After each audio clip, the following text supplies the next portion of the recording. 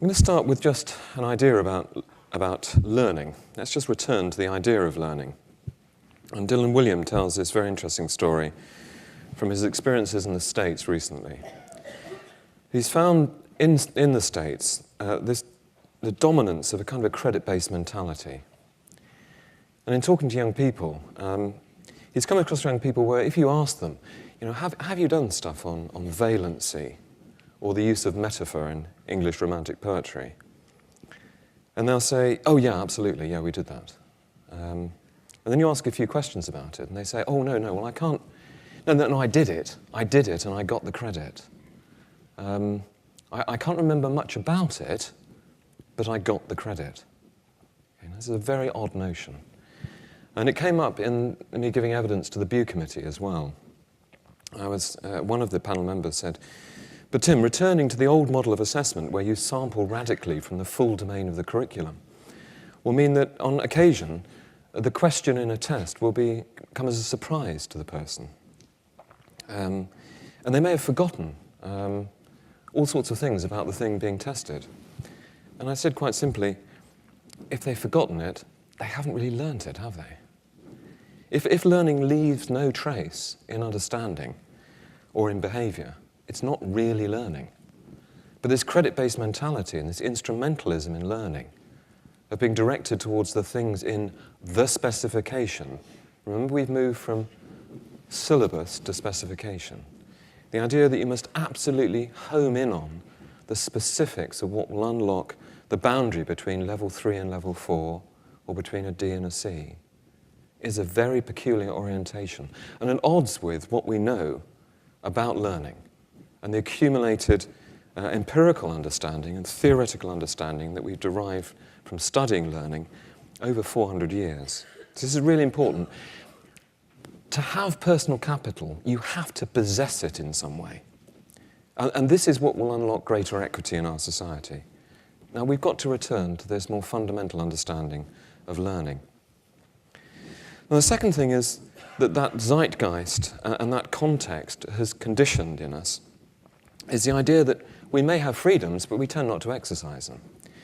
And all sorts of freedoms has come with the revisions of status of institutions. And Dale Bassett's fascinating study 2 years ago suggested that actually academies are not using the freedoms. But that was true with the national curriculum too.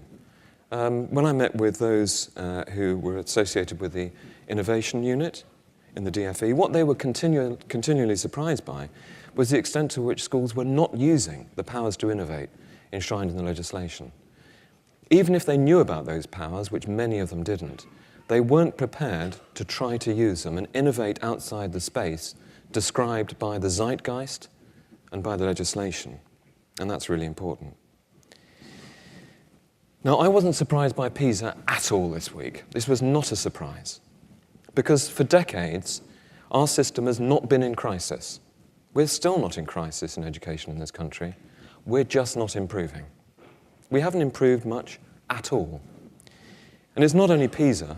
I mean, of course, PIAC came out a little bit before that, which showed that the younger generations are actually not able to better utilise their skills or their knowledge than previous generations, unlike many societies in which that is not the case, where the young people are way ahead of the early generations. And this is not from a low base, by the way. Now, other really more robust measures, very attuned to the domestic context, show exactly the same thing: flatness. The ICAM stuff done on proportional reasoning by Margaret Brown, Jeremy Hodgen at King's. In proportional reasoning from 1976 to 2010, no change. The very best have got slightly worse, the very worst have got quite a bit worse, and the middle's got quite a bit better. But overall, no change. But look at the dates: 76 before the national curriculum, before the literacy strategies, before the numeracy strategies, before billions of pounds of investment in education and structural change. No change. Very, very interesting. What I want to do is to look at some of the principles which I think will unlock a step change in learning in this country, attaining what some other societies, like Singapore, have achieved, which is high attainment and high equity and high enjoyment. Now, it is absolutely the case that the stories about Korea, that we've heard on the media this week are spot on. There are police wandering the streets of Seoul, breaking up homework clubs at 10 p.m. in the evening. That's absolutely true. The stress on young people is very, very high. In some Asian societies, kids don't enjoy mathematics. They don't feel confident in mathematics. In Singapore, they do. You can attain high attainment, high equity, and high enjoyment. And that's what I want to look at today. What's critical is in emphasizing a knowledge-rich curriculum, I'm going to emphasize strongly that it's as well as high motivation, learning to learn, engagement, and enjoyment, not instead of. Now, let's just look at knowledge, because what's wrong with a knowledge-based curriculum? Yeah, knowledge bad, one community, very vocal. Another community, knowledge very good. But look at the knowledge bad community. I don't think they've read Locke, 17th century, because Locke actually said that knowledge exists in the conflict between two opposed ideas. Modern epistemologists, they clearly haven't read, because when we look at the structure of knowledge and competence in medicine, in a wide range of occupations in our society, knowledge is a predictor, a good predictor of performance. Knowledge is a constituent of competence. Knowledge and skills are not opposed, and that's a real problem. Knowledge, in the sense in which we should use it, includes the knowledge of what and the knowledge of how. You ask a surgeon, do you know how to do that? It includes factual understanding, procedural knowledge, and deep conceptual understanding as well. Knowledge is rich and expansive, not reductivist. And a lot of the critics are using a totally impoverished theory of knowledge to make their criticism. Therefore, it is not a legitimate criticism of a knowledge-rich curriculum. Now, obviously, I've talked at great length about the national curriculum, school curriculum distinction, and I'll come on to this. The national curriculum should be just a parsimonious statement of that which can be stated by the state based on transnational comparisons, expected standards. It should not prescribe or overdetermine pedagogy. The national curriculum should be, as it were, a tiny component of the total outcomes of schooling, nonetheless a vital one. I'll come on to that in a moment. And of course, I absolutely commend to you the powerful knowledge thesis, this idea of rich, expansive knowledge. And you can do no better than look at the work that Michael Young's been doing recently. Not known for his right-wing leaning tendencies at all, Michael Young. And the powerful knowledge thesis really goes back to the idea that we need to unlock access to education right the way across society and not limit it to particular groups. Not knowledge of the powerful, but powerful knowledge. And so let's just look at what happened. Now, many of you have heard me talk about this opposition, but I'm going to go through it again because it's a vital principle.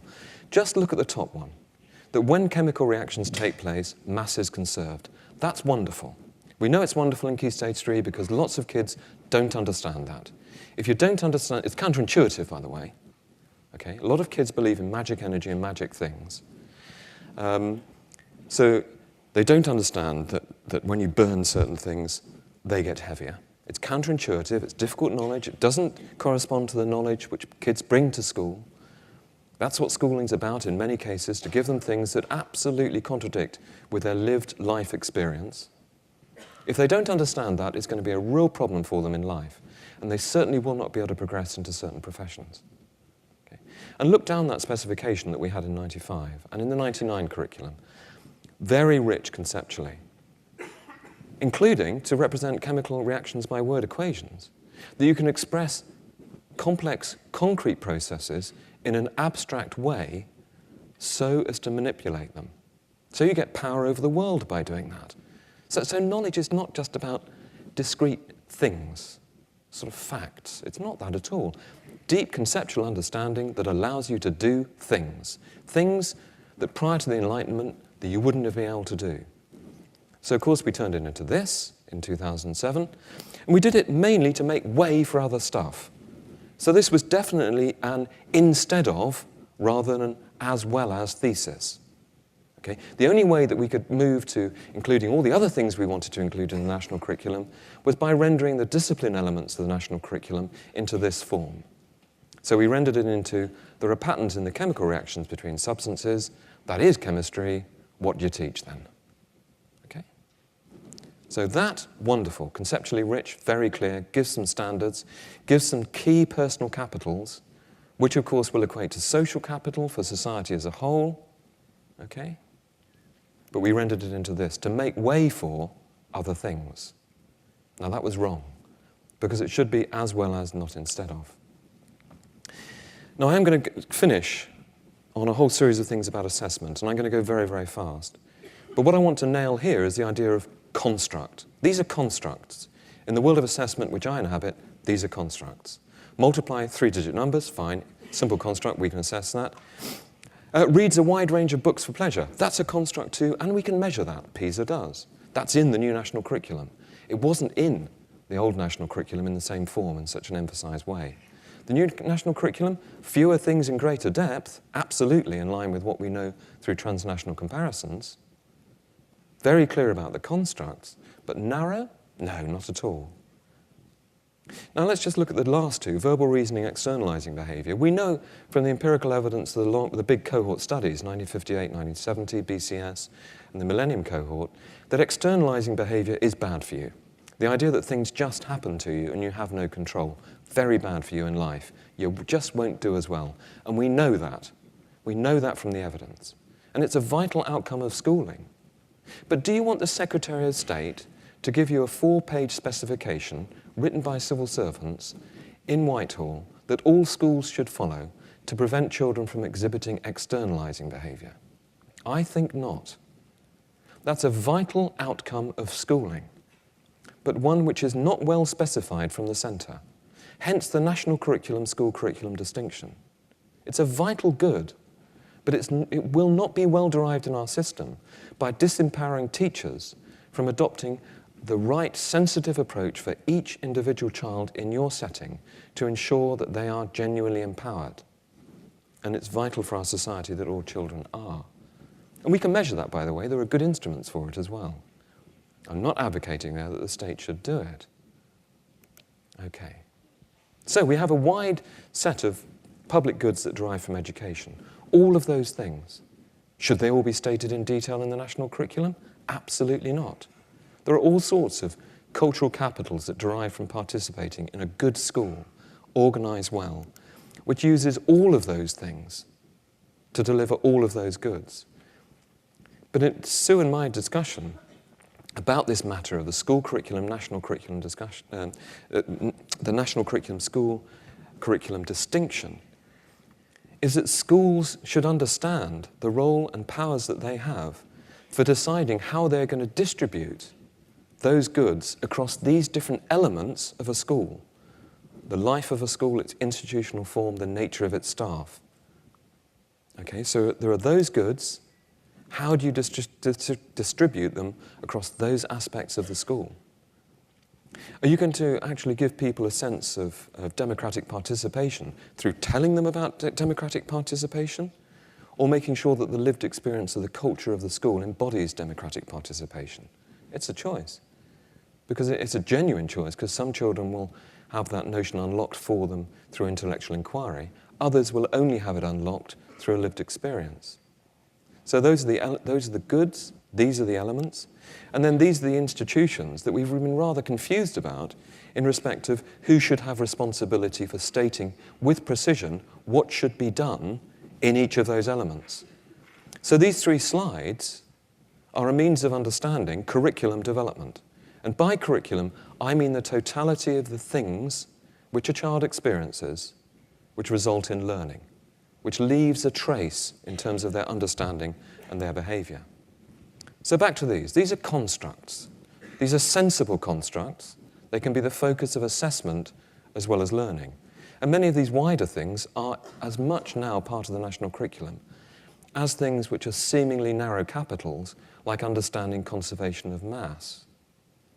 Many of those narrow capitals, seeming narrow capitals, are absolutely vital for progression in life and in the economy. Now, what was going on? Well, I like Michael Barber. We discuss things often when we bump into each other, often on our way from one nation to another.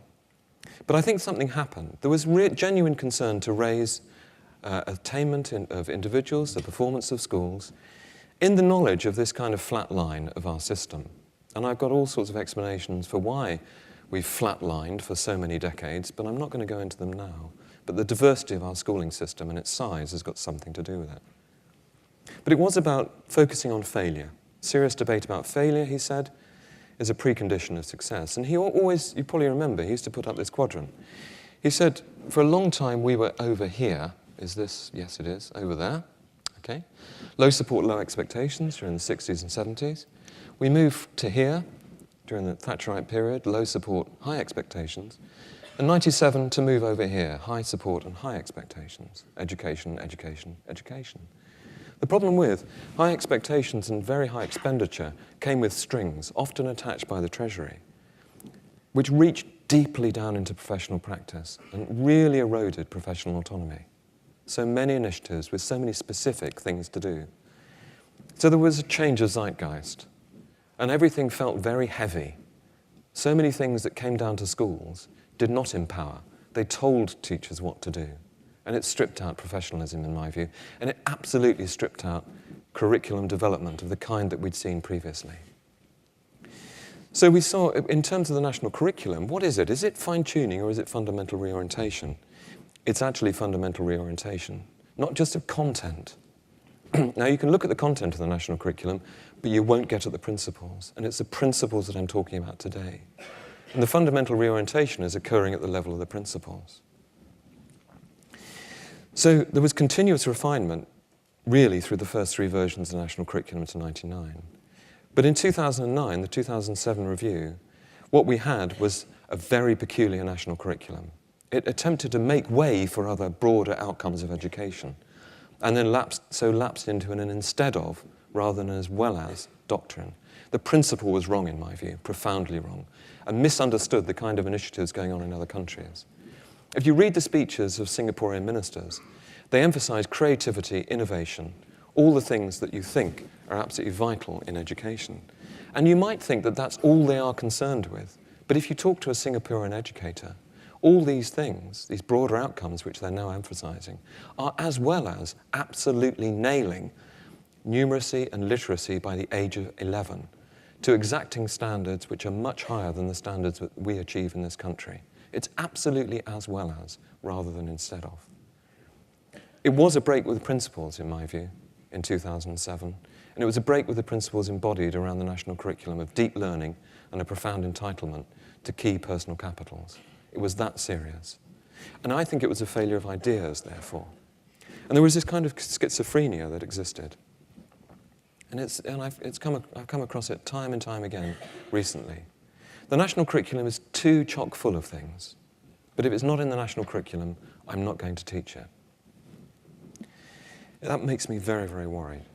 The ideas, though, that if you look transnationally, are actually about models of ability, about understanding the diversity of our education system, and views of the aims of schooling and the status of knowledge. Okay, I'm going to go really fast now. So the powerful knowledge thesis is critical. Empirical evidence on personal capitals is actually undeniable about externalizing behavior and so on. Those wider things have got to be the focus of education too. And transnational comparisons enable us to get the right focus in national curriculum statements, and also enable us to drive the implicit and explicit imperatives of education, but only if those transnational comparisons are done correctly. Now, one of the things that these transnational comparisons tell us is that instruments of curriculum control are important. Now, curriculum control, Robin Alexander's criticised my work in this area because he actually uses a notion of control that it's only top-down. But that's not true. We control ourselves, don't we? We control ourselves through moral codes that we've acquired, through schooling, through our family, through society, through the actions that we've done. Hopefully, we are controlled by our superego, the thing that says, don't do that, it's wrong. That controls us. No, control is about exercising self-discipline in a system. That's what Bill Schmidt and Richard Prowat mean when they looked across a range of high-performing systems and found that curriculum control was absolutely vital to ensure high success. And by curriculum control, they mean alignment of all of the key dimensions of a system. Now, I've called them control factors. That's why Robin Alexander thinks that I see them entirely as policy top-down instruments. No, these are the things that you need to restrict or think about how you're going to condition in your system to make sure that you achieve success. And the key thing about high-performing jurisdictions is that they align all these things. They do not pull in different directions and therefore conflict or lead to contradictory pressures acting on individuals in schools, managers and teachers. The assessment in high-performing systems does not pull you in a different direction to the national curriculum or to the curriculum imperatives or aims. Accountability does not pull you in a contradictory direction to deep learning. Now, you can immediately think about how we have got certain tensions in our system. If you pursue grade D candidates and get them just over the threshold into C, you will neglect the most able and the least able. That's all the evidence. That's contradictory to high equity, high attainment, and high enjoyment. So what we want is alignment across all of these control factors. And you need to restrict things. You need to restrict things on the basis of good practice. Innovation becomes restriction. Because what you do is you find examples of good practice, and then you tell other people who aren't doing that thing that they should do it because it will improve outcomes. So it's innovation when it starts, and then it becomes good restriction, because it becomes part of the professional code and moral behaviour of teachers. So you need restriction in any system. And some have improved it by carefully locating restriction in the right place. In Finland, only 10% of people are actually admitted into teacher training. 10% of applicants, only 10%. They're selected on rigorous academic standing, the constructs, in terms of subject discipline, and a love of teaching and children, the wider objectives. It's not instead of, it's as well as. They're trained for 4 years plus another year, 5 years in total, to MA standard, irrespective of what sector they're going into, primary, secondary. The restrictions at the front end, they don't have massive apparatus of school accountability of the kind that you see emerging in many developed nations, including our own, because they restrict at the front end. The behaviours around good practice are established at the outset, not attempted to be instilled through draconian external measures. What's interesting is, if you look at Finland now, the story of Finland now is not the story of Finland when it improved.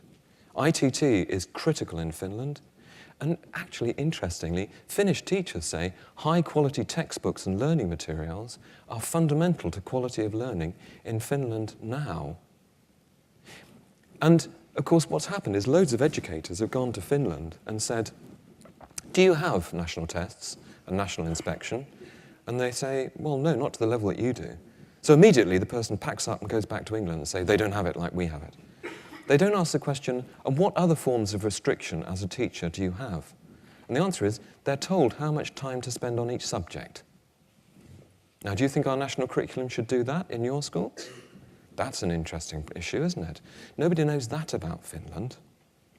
And in times of transition, the transition to fully comprehensive education, highly egalitarian, was effected through Stalinistic dirigist control from the centre, including state-approved textbooks. An absolute imposition, as it were, on teaching of particular ideas. Very interesting. So restriction can be good, can be bad. It all depends on what it is. And at what level, what size of unit. Ian Craig, ex-Chief Officer for Kent, very interesting what the unit of improvement should be. I was just talking with Bill about London. We need to understand if London's improved, how it's improved. It's an interesting unit of measure, unit of improvement, about the same size as Finland, Massachusetts, Alberta, Hong Kong, Singapore. Interesting.